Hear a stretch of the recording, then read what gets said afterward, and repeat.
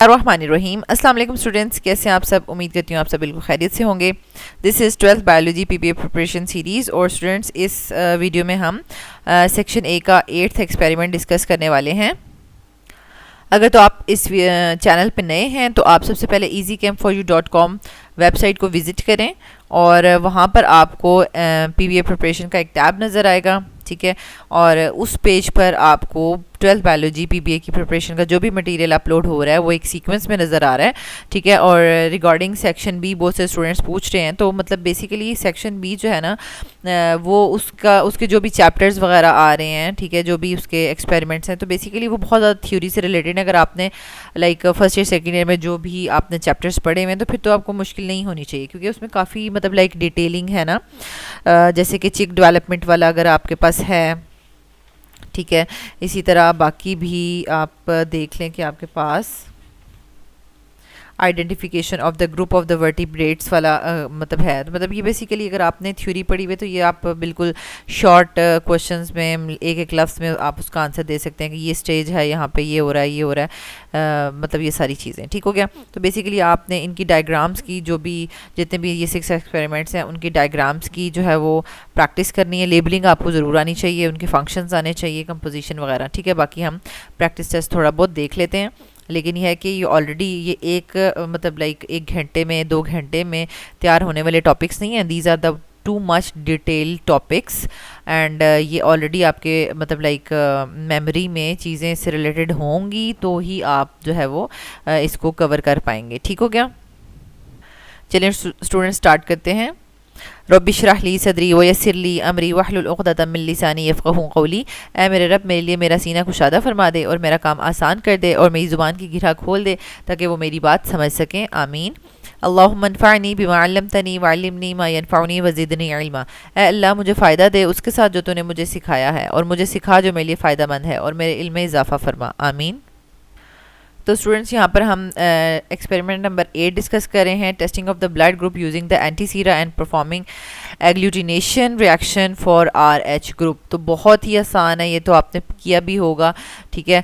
और बेसिकली इसकी जो थ्योरी है टेस्ट करने की वो क्या है कि हमने एग्लूटिनेशन चेक करनी है कि जो भी हम ब्लड ग्रुप टेस्ट करें हम थोड़ा सा लाइक पिंच करके पिन वगैरह से तो अपनी फिंगर से जो ब्लड निकाल के तो स्लाइड्स पे रख सकते हैं, ठीक है। और उसके ऊपर हम जो है वो ये 3 डिफरेंट सीराज हैं, 3 डिफरेंट स्लाइड्स पे आपने ब्लड जो है वो लगाना है, ठीक है। तो anti Sira A, B and D इसमें पुट करते हैं। तो बेसिकली एग्लूटिनेशन रिएक्शन हो जाता है between the antigens present on the red blood cells and the antibodies present in the serum, ठीक हो गया। और क्लम्पिंग हो जाती है और देखने में एकदम से क्लम्प्स नज़र आ जाते हैं, विजिबल हो जाते हैं, तो हमें पता चल जाता है कि रिएक्शन हो गया है, ठीक है। तो अगर तो एग्लूटिनेशन हो जाती है तो वो कब होगी? If N antigen A is mixed with its corresponding antibody, ठीक हो गया।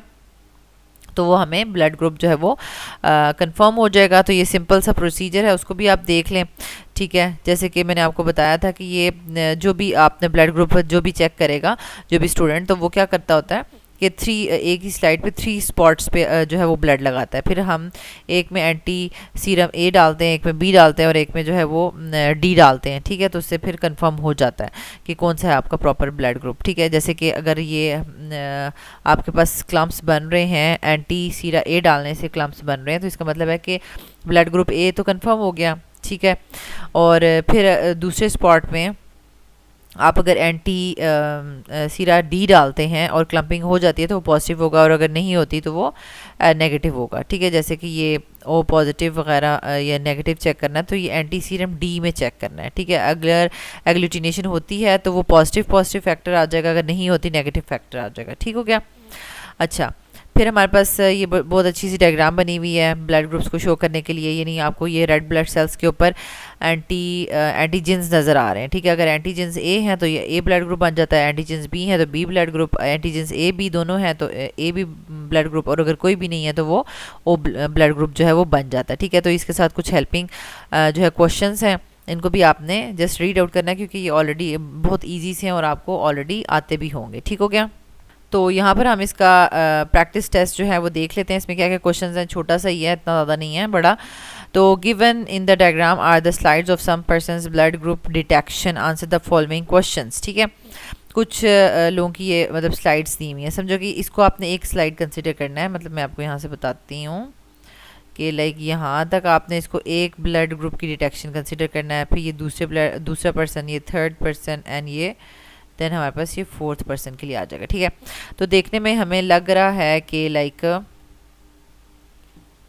कि एग्लूटिनेशन कहीं भी नहीं हुई। ठीक है, हमने सीरम डाल दिया, कहीं भी एग्लूटिनेशन नहीं हुई, तो इसका मतलब है ना ही ये ब्लड ग्रुप ए है, बी है, और ये मतलब ए बी जब नहीं होता तो फिर वो ओ होता है, तो ओ और इधर भी नहीं हुई, एंटी सीरम ए में भी नहीं हुई एग्लूटिनेशन, तो आपके पास ये जो हो जाएगा नेगेटिव। ठीक है, तो पहले का आंसर आपके पास है identify the blood group of all 4 person in the slide. तो पहला वाला हमने देखा कि ओ नेगेटिव, ठीक हो गया, और सेकंड वाले में आपको एग्लूटिनेशन शो हो रही है और देन आगे जो है वो नहीं हो रही। ठीक है, मतलब आपको ए ब्लड ग्रुप जो है वो कंफर्म हो गया है और फिर यहाँ पे भी नहीं है, यहाँ पे भी नहीं है, तो इसका मतलब है नेगेटिव। ठीक है, मतलब ए नेगेटिव।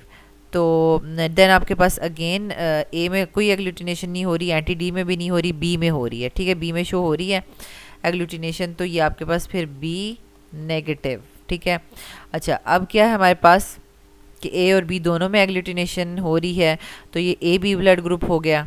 ठीक है, ए बी, और यहाँ पर भी, यहाँ पर ये शो कर रहे हैं कि यहाँ पे भी एग्लूटिनेशन शो हो रही है, तो ए बी यहाँ पर पॉजिटिव हो जाएगा। ठीक हो गया, तो ये इजी है, मतलब ये तो बहुत ही आप कह लें कि मिस प्रिंट वाली सी डायग्राम्स बनी हुई हैं, लेकिन ये है कि इंशाल्लाह अगर आपके एग्ज़ाम्स में कुछ इस तरह की स्लाइड्स आई तो वो बहुत ज़्यादा क्लियर होंगी, या फिर आएगा ही नहीं इस तरह का। ठीक हो गया, हो सकता है कि लाइक रीजनिंग में वर्बली पूछ लें। अच्छा, नेक्स्ट हमारे पास आ जाता है question number 2, give the reason of blood group of person 1 and 2। 1 and 2 का आपने किस तरह से सिलेक्ट किया है, मतलब ब्लड ग्रुप, तो वो हमने इस तरह से सिलेक्ट किया है कि ओ नेगेटिव हमने इसलिए कहा है कि कोई एग्लूटिनेशन या फिर होमोलाइसिस ऑफ द ब्लड नहीं हुई। ठीक है, अच्छा किस में नहीं हुई, मतलब किसी में भी नहीं हुई, तो इसका मतलब ना ए है ना बी है ना ही पॉजिटिव है, कुछ भी नहीं है, तो ऑब्वियसली बात है फिर ओ नेगेटिव ही होगा। ठीक होगा, और फिर ए नेगेटिव हमने इसलिए कहा कि एग्लूटिनेशन या जिसको आप कहते हैं haemolysis of the blood only took place in the first blood spot. ठीक है, इसमें हुआ तो ये ए तो डिटेक्ट हो गया, फिर बाकी दोनों में नहीं हुआ, तो इसमें इसके नेगेटिव हो जाएगा, तो ए नेगेटिव हमने इसलिए इसको कह दिया है। ठीक है, मतलब बेसिकली ऊपर जो हमने लिखा था वो हमसे रीज़न पूछ रहे थे कि आपने किस वजह से ये लिखा है। नेक्स्ट है question number 3, give the genotype and the blood group of A and B. ठीक है, blood group A and B की जीनोटाइप लिखे, तो मतलब ये तो आपको बहुत अच्छे से पहले से ही आता है। ठीक है, यानी अगर आप ब्लड ग्रुप ए की अगर जीनोटाइप लिखना चाह रहे हैं तो क्या होगी, यानी आई के साथ आप लिखते हैं आई के साथ ए और आई के साथ ए। ठीक है, अगर आप दोनों इस तरह से लिखेंगे, वैसे ये इस तरह भी लिखा हुआ आता है। ठीक है, और मेरे ख्याल में ये पावर में भी लिखा हुआ आता है, बल्कि पावर में ही आप लिख लें, इस तरह नहीं लिखें। ठीक हो गया, ये मेरे ख्याल में इस तरह नहीं शो करेंगे, ये पावर में शो करेंगे। ठीक हो गया, इस तरीके से, यानी आई और इसके ऊपर ए एलील्स की फॉर्म में, फिर आई ए। ठीक है, इस तरह से भी ए ब्लड ग्रुप हो सकता है, और दूसरा इसके साथ अगर ए के साथ 1 आई बी एलील प्रेजेंट होगी ना, तो भी ये शो हो जाएगा। ठीक है, ए ब्लड ग्रुप शो हो जाएगा। और बी ब्लड ग्रुप की जीनोटाइप्स या जीन्स क्या होती हैं, इसी तरह आई के ऊपर बी, ठीक है, और ये आई के ऊपर बी, और फिर ये आई के साथ स्मॉल आई भी आ जाएगा। ठीक है, तो ये आपके पास जीनोटाइप ऑफ ब्लड ग्रुप, और genotype of blood group O क्या होती है, बस स्मॉल आई आई होती है। ठीक हो गया, अच्छा फिर हमारे पास सेकेंड लास्ट क्वेश्चन है, which genes control positive and negative blood group. ठीक है, तो ऑब्वियसली बात है कि वो हमारे पास RH फैक्टर होता है, जो कि डी जीन इसको कहते हैं, डोमिनेंट जीन। ठीक है, RH blood group system is mainly controlled by dominant D gene. ठीक है, तो इसको जैसे उन्होंने कहा कि कौन सी जीन से कंट्रोल हो रहा है। ठीक है, तो डोमिनेंट जीन डी से कंट्रोल हो रहा है। ठीक हो गया, अच्छा which determines the formation of the D antigen and RH factor. ठीक है, तो ये बताता है कि मतलब RH फैक्टर है या नहीं है। ठीक है, वाइल इट्स ऑल्टरनेटिव एलील, जो इसकी ऑल्टरनेटिव एलील है वो स्मॉल डी है, और वो हमारे पास क्या होती है कि मतलब वो नेगेटिव होने का बताती है, कि मतलब कोई भी ब्लड ग्रुप नेगेटिव है।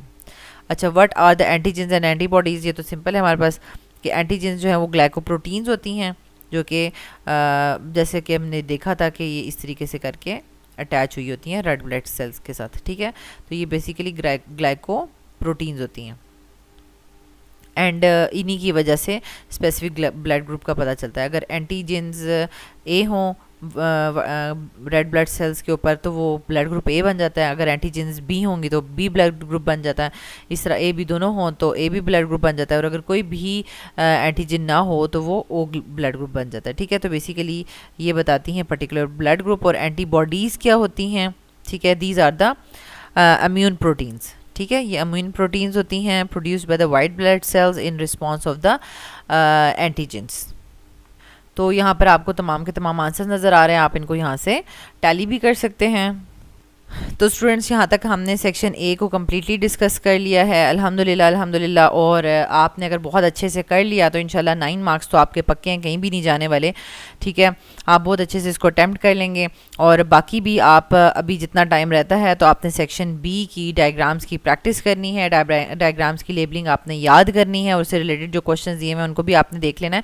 तो कुछ स्टूडेंट्स कह रहे हैं कि बिल्कुल लास्ट जो एक्सपेरिमेंट्स हैं सेक्शन बी के वो थोड़े ज़्यादा डिफ़िकल्ट हैं, उनको डिस्कस करते हैं। तो हम टाइम बहुत ही कम है, ठीक है, बहुत ज़्यादा टाइम हो गया, तो जस्ट लास्ट वाले अगर एक दो ही डिस्कस कर लेते हैं, तो बाकी जो है वो आपने खुद से रिवाइज़ करने हैं, क्योंकि आपको सारा का सारा PDF डाटा प्रोवाइड तो किया हुआ है एक्सपेरिमेंट का, उससे रिलेटेड क्वेश्चंस का, ठीक है। तो आपने उसको ज़रूर जो है वो रीड आउट मस्ट कर लेना है और उनकी लेबलिंग डायग्राम्स की प्रैक्टिस करनी है, ठीक है। स्टूडेंट्स, अगर आपको ये वीडियो हेल्पफुल लग रही है तो आप इसको लाइक भी कर दें और दूसरे स्टूडेंट्स के साथ भी शेयर कर दें। अल्लाह ताला आपको बहुत आसानियाँ अता फरमाएं और आसानियाँ तकसीम करने का शर्फ अता फरमाएं, आमीन।